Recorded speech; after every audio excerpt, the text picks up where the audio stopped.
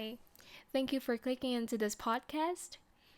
I hope you're enjoying your day, and I don't know who you are, but if you happen to be going through something difficult in your life right now, I want you to know that I'm very proud of you, and you're very, very brave for taking this very first step.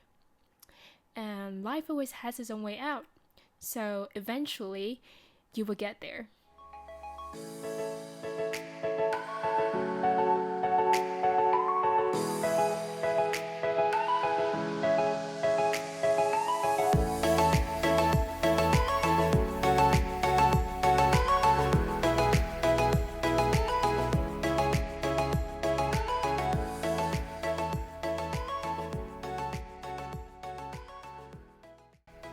Hello everyone, how are you doing? I hope you're starting the day with a lot of happiness, energy, and love.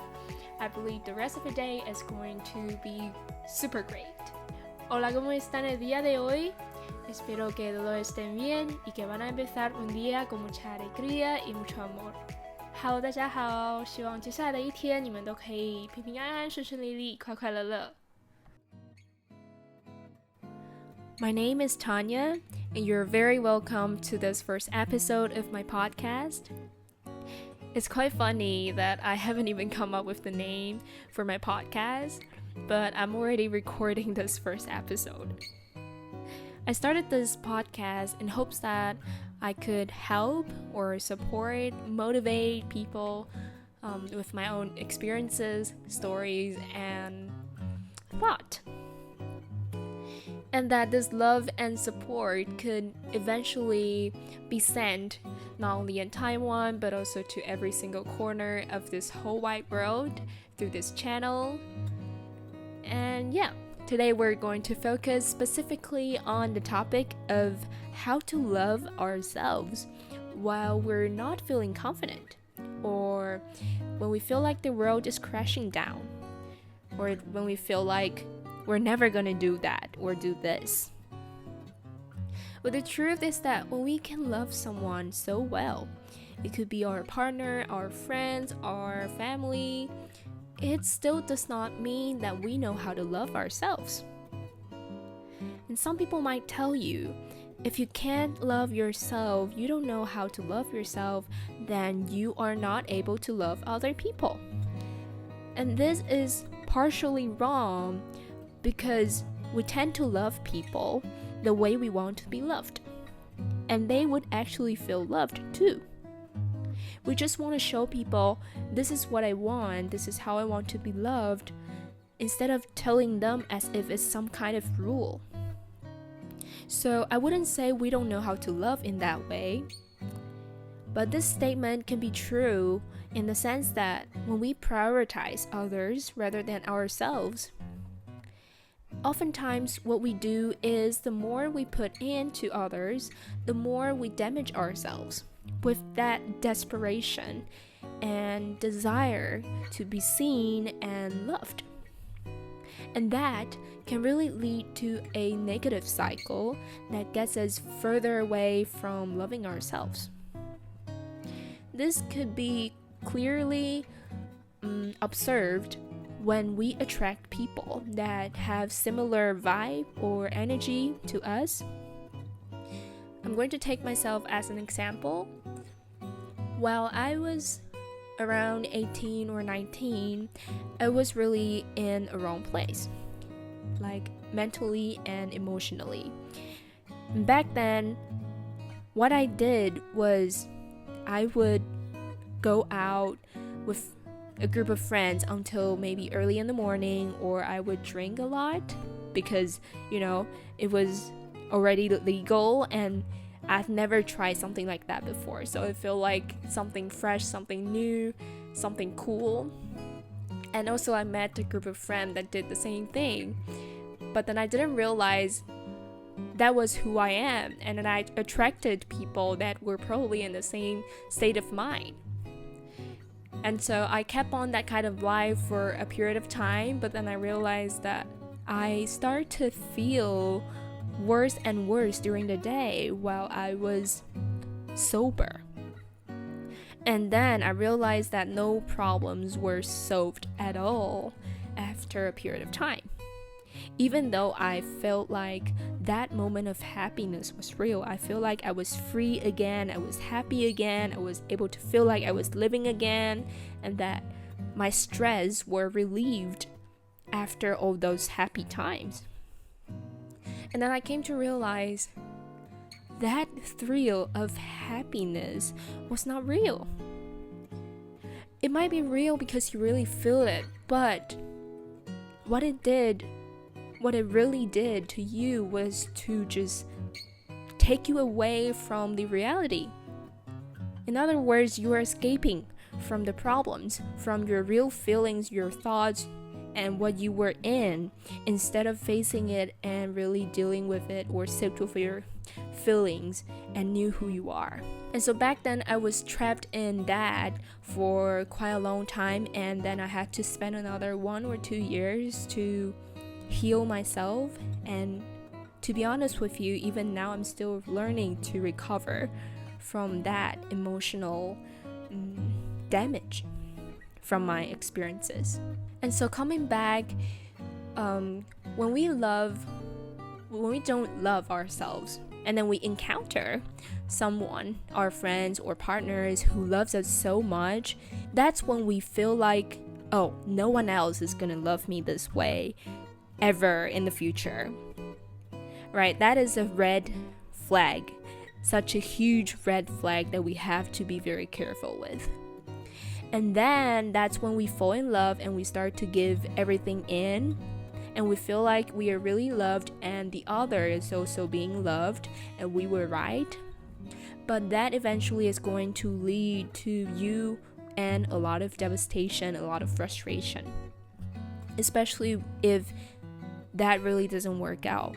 If the relationship ends, you're going to feel like your self-worth is being damaged, being rejected, because you thought the way you gave in was right, and you thought the other probably love you because of your worth, because of who you think they might have considered you as. So here I'm going to list out 5 emotional traps that we tend to fall into when we don't love ourselves.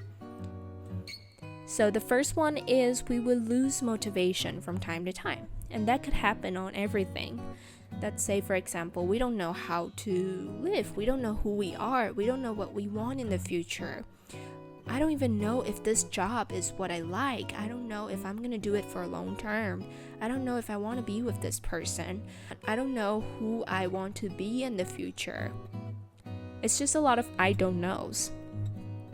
And the second one is we lose ourselves in terms that we don't realize our self-worth. And this is especially obvious in relationships with your parents, with your friends, and with your partners.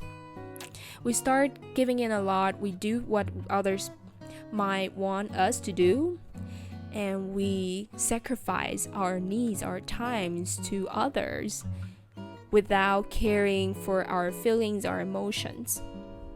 And eventually, I don't know who I am. I don't know why I'm here. I don't even know if I really care about this person as much. And the third one is we start living other people's life instead of ours, and we believe everything they say, whether or not is bad comment or something that's not even true. We start to think that, oh, this is who I am because that's what you said.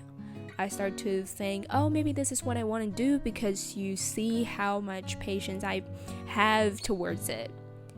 Instead of thinking who I really am and what I can potentially be in the future. You could be more, you could be less. We don't know, but we know we can't just base our lives on other people's word or other people's life. And the the fourth one, is emotional instability.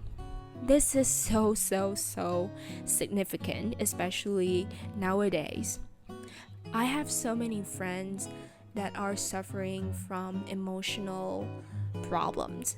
I don't like to say illness because sometimes it's not necessarily some kind of disease, but just the fact that we are trapped in too many things, too many feelings, too many unsolved emotions.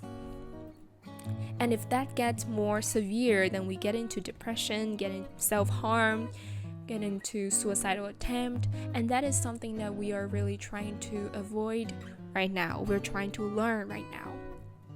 And the fifth one is when we get into failures, when something fails or something that might not work as how we expected it to be, we will not be able to heal ourselves if our heart is not in the right place. And in that case, we start to rely on other people a lot. But truth is, anyone in your life is not going to be able to be around you 24/7. They have their own life too. But when you rely on them too much and they're not there, you're going to feel like nobody else on this earth is going to care about me. Nobody wants me. And I don't know who I am. I don't even know why I have to live when it hurts so much. It's so painful. I can't even feel happiness ever again. If you are suffering from that right now, I really, really hope that you know how much I am being so proud of you and how important you really are to this world, to people around you, and especially to yourself. I'm not going to say how much you mean to other people, because at this point, it's not about other people, it's about yourself. And it's not about how much I love you or other people love you, is about how much you love yourself. I know you might not be able to feel that love right now, but it's okay. Believe that everything is going to be right. Believe that you are going to make it. And that single belief is powerful enough to get you out of this loop. I believe you can do this. So after talking about some background ideas, now let's dive into some of the ways to follow in order to achieve that self-love, or at least to get closer to that idea. The first one is to recognize that when we don't love ourselves, most of the time that is due to low self-esteem. These two terms, self-love and self-esteem, can be very tricky. However, self-esteem is more about the attitude you have towards how you perceive yourself and whether or not you can accept who you are, and to also take in and set boundaries of what other people think about you. And self-love is more about the feelings, the emotions, and also the actions that you take after self-esteem. Okay, so that's when you see how important self-esteem is in the process of self-love, because you have to accept whoever you are first to be able to start loving yourself, to make that decision to know yourself more. And the second one is to know how we want to be loved. As I mentioned earlier, we usually love people the way we want to be loved.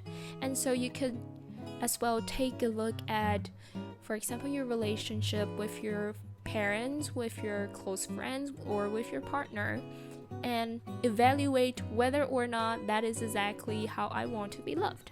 If that is the case, then you can start to take actions. When you are trying to get a cup of coffee or flowers to your partner, instead take that to yourself first. If you want to wish them a nice day, wish yourself first. Bless yourself first. And the next one is to talk to people who probably has the vibe or has the energy that you would like to have too. Remember, I mentioned that we usually attract people that have the same or similar energy as we do. So, attract yourself to that person you want to learn from. When you look at babies, the first step of learning in our human nature is to imitate. By imitation, we're able to start copying other people's behaviors and eventually convert that to ourselves. So that is what we're trying to do here. By interacting with people that have positive vibe, eventually we would be able to feel the same too, because they would share their thought and we would think that, oh, actually in this situation I could also see things this way. Oh, in this case I could do things this way. And you're going to see how wide the world is and how many possibilities there are out there other than your frame of thought. And the next one is to be aware of your comparing act and negative self-talk. Before we're able to do any changes, we have to be aware of its occurrence first. We have to be aware of the fact that we are doing the act of comparing right now in order to stop it. Nowadays, social media allows us to naturally become a part of everyone's life, even people that are not related to our lives. And when we post things, we don't just show people around us of who we are, we also show some potential audience, oh, this is what I have, this is who I am, haha, you might not have it. Or we look at some celebrities post or photos and feel like, oh, that's not my life, I would never be there and stuff. While social media can have several positive improvements on our lives, it can also bring as many setbacks on ourselves. Remember that anything that's excessive, anything that's too much, can be destructive to ourselves. If you are now spending a lot of time on social media, maybe the first step for you is to take a little bit of break from social media and to clear up your mind from who other people think you are, or how that celebrity looks, or how this world is judging us by our body shapes and everything. Comparisons can make us grow in a way, but it is really a double-edged sword. Don't base your motivation on comparison. You can look at others and know, oh, how can I do, what should I do to get to where they are? Oh, I want to do things like that, and how do I do this or do that? But do not take that as a way to blame yourself, to downsize yourself. You can think about, for example, if that object of comparison that you have right now no longer exists in this world, what is it that would make you continue to do the thing that you're doing right now? What is it that makes you still want this thing in your hand, that makes you still want to thrive for yourself? If you find that answer, hold on to it, and that is your motivation. It could be as easy as it is. It could be simply a thrill of happiness, a moment of freedom, of freshness. It could be really anything. Don't be afraid. Hold on to that and live your life. When you start thinking, I won't be able to do this, I will never be like that, that is when you have to be careful with your negative self-talk. And the way that we switch that off is by leading. I wouldn't say control, because control is quite of a strong word, but you really have to try do something else to distract yourself from that negative cycle. For example, instead of thinking, oh, I won't be able to do that, you can think, oh, what can I do to do that, to get there? You can see how just a little switch of sentence, how little switch of thought can lead to a different place, right? And another way is to celebrate other people's success. They could be your opponents. They can be something or someone that you're comparing yourself to. And when they succeed, you might start to feel a sense of revenge. You want to be like that. You want to show them that you got this and that. You don't have to prove yourself to anyone. If they succeed, celebrate it and tell them, congratulations, I'm so glad that you succeed. and ask them, hey, how did you get here? I want to learn from you. Okay, be modest and just learn from other people's experiences, and eventually you might get further than they do. That's something we don't know, and that's not something that's required to be done. I want to let you know, nothing is perfect when people define perfection differently. Things could be perfect for yourself because you can set that perfection for yourself. You can set that standard for yourself. But when you take other people's standard of perfection on your own things, then you're never gonna feel perfect. Okay, so it's not that we don't have to try our best to make things good. Instead, we just need to focus on what good is to us, how we define that good, and to what degree does things make us happy. And just do it until that degree, and once you feel that happiness, once you feel that sense of achievement, you're going to get further. You're going to go further with that motivation. Okay, don't push yourself to death and feel that frustration, feel tired, because that's not how life is supposed to be. And the next one is to let go of something that you cannot control. When you start thinking about how you can't do this or that in the future, stop it. Because whether or not you can do it, it's not something you can control. Then why are you thinking about it? When you're thinking so much about that, it is not only consuming your current energy, it's just wasting so much precious time that you have. Originally, you could have spent this time to do so much productive things and you would eventually get there. But then now you're wasting that potential time, wasting that possibility, thinking that, oh, I'm not going to be there. Okay, this is a difference between negative and positive state of mind.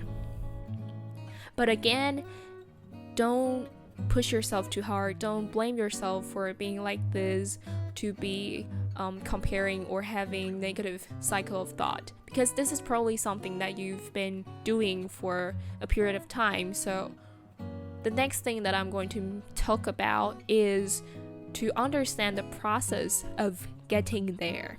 We always have to recognize the problems first. So first of all, we realize, oh, I am comparing myself. Oh, I am being so negative. And the second step, we start to think and feel. We feel our emotions. Oh my God, I'm hurting so much. Oh, I'm having so much panic attack. We can allow any kind of thoughts, any kind of emotions to come in, but do not let them control yourself. Do not let them override you. And by that, we would talk about this topic in further episodes. And then we go on to the third stage of actually taking actions. So again, we recognize problem and we feel what we feel. We think about what we are. We think about the situation, and then we start taking actions towards it. It could be we start to face our thoughts, face our emotions, or we start to search for support from therapists, or we start to stop our negative thoughts, or we start to do something that we like. It could really be anything. Finally, to the last stage is we become that person. Okay, so you can see how long of a process it is to get there. It is just 4 stages, but it could take 10 to 15 years or even longer.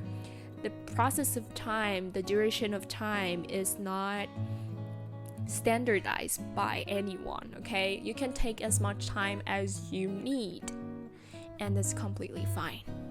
The next one is to face the insecurity in yourself and strike them. And by doing that, first of all, again, you have to know what your insecurities are. And after you see the insecurity, there's so many different kind of activities you can do to sit with that insecurity and really strike them. For example, you can do yoga, do journaling, just simply write down, or like what I'm doing right now, just speak to yourself. And what's really important is don't be too harsh on yourself, because again, we are focusing on loving ourselves, right? So imagine your mom being harsh to you, you would feel hurt, right? If that's what you are doing to yourself, then you're supposed to know how that feels. So be kind to yourself. And instead of telling yourself, don't do this, make it a sentence of, oh, I want to do this. So for example, instead of telling yourself, hey, don't be negative, you can say, hey, I want to be positive. Okay, you can see how those two sentences can make different energy, right? It can make you feel different. So instead of stopping yourself, you know how like the more we stop something from happening, the more we make something illegal, the more people are tempted to do it. Let's say, for example, drinking. Ironically, in every country there is like a legal age of drinking, but once we have that law and once we impose that harder, the more you're going to find younger people drinking in private places. So you can see how like the harder you push yourself, the more you're going to get negative result from the situation. And the next one is to prioritize yourself. That does not mean you have to reject others or you just shut yourself from others, just close that door and not let anyone in. Because a lot of times what negative emotions do to us is that it controls us and makes us feel like, I don't want this, I don't want that, I don't want to see people, I don't want to eat things. It gives us a lot of don'ts. And so what we're trying to do here is to slowly learn to recognize whether or not I really don't want to do it. But if it's something that I don't feel like doing, but if I do it, it's fine, it's not going to hurt me, then you can probably start doing, try to do that thing. Let's say, for example, if your friends are asking you to hang out with them, and you might not really feel like going actively, but you're fine with going, then just let yourself go. Because sometimes that encouragement could come from other people around us. When we said that don't rely on others, that does not necessarily mean you have to shut yourself down. You have to stop getting support from others, because human beings, at the end of the day, we are still but we are supposed to be in a group. We're supposed to be in a society. Okay, so get yourself out there and receive that encouragement, that feedback from other people, and slowly start to know yourself from that, and also by your self-observation, and feel what you want to feel. But don't overanalyze other people's feeling, because again, we are focusing on ourselves. And set boundaries with others. And that is, for example, if you are trying to help someone with depression, someone with emotional disabilities, you have to recognize that you are also not in the right place, maybe. Or there is limited amount of things that you can do for them, and so you have to set that boundary rather than being influenced or take everything of theirs as your own responsibility and eventually lose the two parties of you, right? That's not something that we want out of this. The last one is to possibly leave or to address toxic relationships. Address is probably not something that we want in the first place, because most of the time we are not able to change that situation individually. It requires two parties to be willing to deal with the situation together. When we realize that we are in a toxic situation, it's better that we start taking actions to pull away, to detach from that negativity. And this is something that we can dive further into in future podcasts. So this is it for today's podcast, and I really hope that you've learned something from it. and that it is inspirational for you.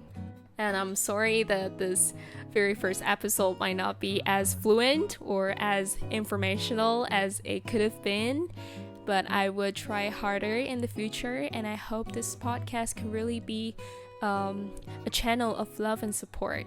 And thank you guys so much for being here today, and I'll see you guys next time. Bye!